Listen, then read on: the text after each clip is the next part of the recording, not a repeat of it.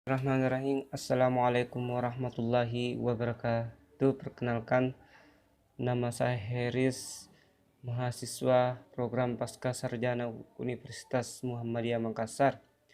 Baik, pada kesempatan ini saya akan menyampaikan tugas saya, makalah saya tentang konflik kebijakan publik yang berjudul Dampak Kebijakan Terhadap Berlakunya Lalu Lintas Ganjil Genap di Provinsi DKI Jakarta. Pada sebelumnya itu, yang pertama sebelum membahas tentang dampak kebijakan, terlebih dahulu kami melakukan apa itu definisi kebijakan publik.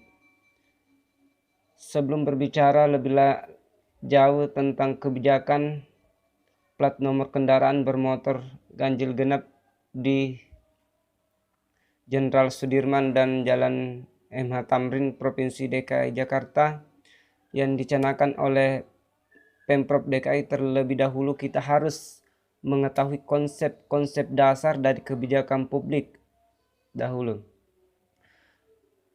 Proses implementasi kebijakan publik merupakan tahapan dari sebuah kebijakan publik. Maka dari itu kami akan membahas terlebih dahulu konsep-konsep kebijakan publik oleh beberapa ahli. Yang pertama, menurut record dalam Winamo 2007 bahwa kebijakan dipahami sebagai serangkaian kegiatan yang sedikit banyak berhubungan serta konsekuensi bagi mereka yang bersangkutan sebagai keputusan yang berdiri sendiri.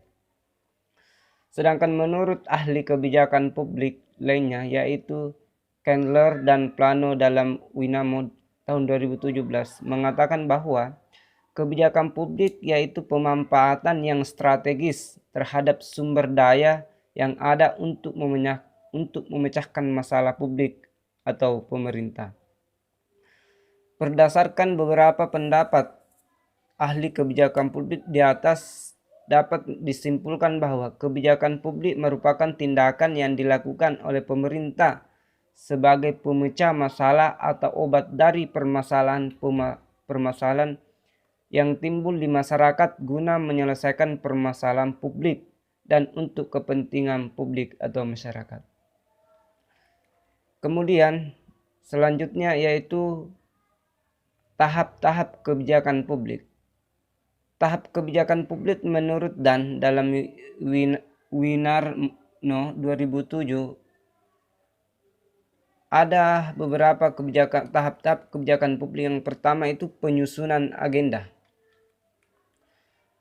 Agenda setting, biasa dikenal agenda setting, adalah sebuah fase dan proses yang sangat strategis dalam realitas kebijakan publik. Dalam proses inilah memiliki ruang untuk memaknai apa yang disebut sebagai masalah publik dan prioritas dalam agenda publik dipertarungkan. Yang kedua yaitu tahap formulasi kebijakan. Masalah yang sudah masuk dalam agenda kebijakan kemudian dibahas oleh para pembuat kebijakan. Masalah-masalah tadi didefinisikan untuk kemudian dicari pemecahan masalah yang terbaik.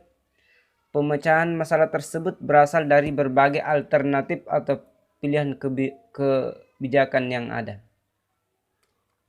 Selanjutnya, bagian ketiga adalah adanya tahap adopsi kebijakan. Di tahap adopsi kebijakan ini merupakan tahapan di mana stakeholder atau otoritas yang membuat kebijakan mengadopsi alternatif kebijakan yang ditawarkan oleh para perumus kebijakan publik. Pada tahapan ini, otoritas yang mengambil kebijakan akan melihat analisis dan peramalan untuk mendapatkan alternatif kebijakan sesuai permasalahan dan tujuan dari kebijakan tersebut. Yang keempat, adanya tahap implementasi kebijakan. Dalam tahap implementasi kebijakan ini, diadopsi yang telah disusun dengan secara sistematis dengan matang akan menjadi kebijakan, merupakan tahap merealisasikan adopsi kebijakan yang telah ditetapkan oleh stakeholder atau pemangku kepentingan. Bagian yang kelima yaitu adanya tahap evaluasi kebijakan. Secara umum, evaluasi kebijakan dapat dikatakan sebagai kegiatan yang menyangkut estimasi atau penilaian kebijakan yang mencakup substansi, implementasi, dan dampak. Dalam hal ini, evaluasi dipandang sebagai suatu kegiatan fungsional, artinya evaluasi kebijakan tidak hanya dilakukan pada tahap akhir saja, melainkan dilakukan dalam seluruh proses kebijakan. Selanjutnya, implementasi kebijakan publik. Implementasi sangat dibutuhkan dalam proses kebijakan publik. Tanpa proses implementasi, sebuah kebijakan akan terbuang secara sia-sia. Untuk mengetahui lebih lanjut apa itu implementasi, oleh karena itu akan diuraikan berbagai penjelasan implementasi menurut para ahli. Menurut Agustino tahun 2008, implementasi merupakan suatu proses yang dinamis di mana pelaksana kebijakan melakukan suatu kreativitas atau kegiatan sehingga pada akhirnya akan mendapatkan suatu hasil yang sesuai dengan tujuan atau sasaran kebijakan itu sendiri. Bagian D selanjutnya yaitu bagian D.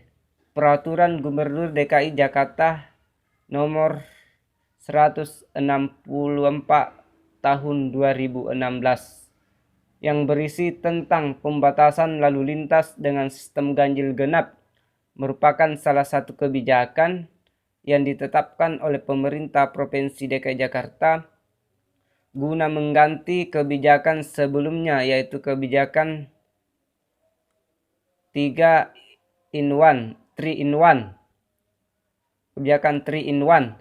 Adapun kebijakan pembatasan lalu lintas ganjil genap menimbang beberapa hal, antara lain bahwa sesuai ketentuan pasal 93 ayat 2 huruf G Undang-Undang nomor 22 tahun 2009 tentang lalu lintas dan angkutan jalan serta pasal 78 ayat 2 huruf N Peraturan Daerah nomor 5 tahun 2014 tentang transportasi diatur mengenai pengendalian lalu lintas pada ruas jalan. Yang kedua, bahwa sebagai salah satu bentuk pengendalian lalu lintas pada ruas jalan sebagaimana yang dimaksud dalam huruf A, telah dilakukan uji coba penerapan pembatasan lalu lintas dengan sistem ganjil genap pada ruas jalan tertentu yang dimulai sejak tanggal 27 Juli sampai dengan 26 Agustus tahun 2016. Bahwa berdasarkan nilai evaluasi terhadap uji coba penerapan pembatasan lalu lintas dengan sistem ganjil genap sebagaimana yang dimaksud dalam huruf B, berdampak pada peningkatan efisiensi dan efektivitas penggunaan ruas jalan dan pengendalian lalu lintas. Oleh karena itu timbul permasalahan baru, yaitu keberadaan joki 3 in 1. Selain keberadaan kebijakan pembatasan lalu lintas ganjil genap dibuat karena kebijakan 3 in 1 menimbulkan joki. Permasalahan yang timbul yaitu adanya pengeksploitasian anak kecil yang dilakukan oleh orang-orang untuk menjadi joki-joki 3 in 1. Alasan pemilihan pembatasan lalu lintas ganjil genap karena keberadaan jumlah kendaraan berplat nomor ganjil genap cukup berimbang, yaitu sama-sama berkisar 8 juta lebih unit kendaraan. Sedangkan apabila pembatasan lalu lintas berdasarkan warna kendaraan dinilai cukup sulit karena beragamnya warna kendaraan yang menjadi sulit untuk dibatasi. Yang kedua yaitu manajemen bagian E, manajemen dan rekayasa lalu lintas. Sistem pembatasan ganjil genap di jalan yang terdampak dari kebijakan pembatasan kendaraan penumpang ganjil dan genap merupakan bagian dari rekayasa lalu lintas yang dibuat oleh Pemprov DKI Jakarta. Menurut Peraturan Menteri Perhubungan nomor 14 tahun 2006, manajemen dan rekayasa lalu lintas adalah kegiatan yang dilakukan untuk mengoptimalkan penggunaan seluruh jaringan jalan guna meningkatkan keselamatan, ketertiban, dan kelancaran lalu lintas. Adapun asumsi dasar, berdasarkan pada pembahasan dan penjelasan pemikiran yang telah dipaparkan sebelumnya, penulis telah melakukan pengamatan terhadap objek penelitian, maka kami berasumsi bahwa Peraturan Gubernur Provinsi DKI Jakarta Nomor 164 Tahun 2016 yang berisi tentang pembatasan lalu lintas ganjil genap belum berjalan dengan maksimal. Asumsi ini terjadi karena melihat pembatasan lalu lintas ganjil genap masih menimbulkan kemacetan, pelanggaran yang cukup tinggi. Maka itu kami mengkaji lebih mendalam tentang apa saja yang menjadi latar permasalahan yang dalam implementasi Peraturan Gubernur DKI Jakarta Nomor 164 Tahun 2016 tentang pembatasan lalu lintas ganjil genap. Mungkin cukup sekian. Sebelum kami mengakhiri, kita bisa menyimpulkan bahwa dampak kebijakan ganjil genap yang terjadi di DKI Jakarta masih belum bisa mengatasi kemacetan jalan lalu lintas. Oleh karena itu, dampak kebijakannya ini sangat berpengaruh pada banyaknya kendaraan yang setiap hari dikeluarkan oleh pengguna jalan. Mungkin salah satu alternatif lain bahwa kendaraan pribadi harus dibatasi oleh setiap para penduduk DKI Jakarta.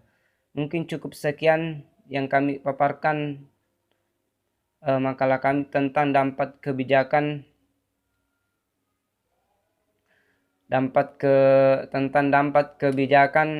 terhadap berlakunya lalu lintas ganjil genap yang ada di Provinsi DKI Jakarta. Wassalamualaikum warahmatullahi wabarakatuh.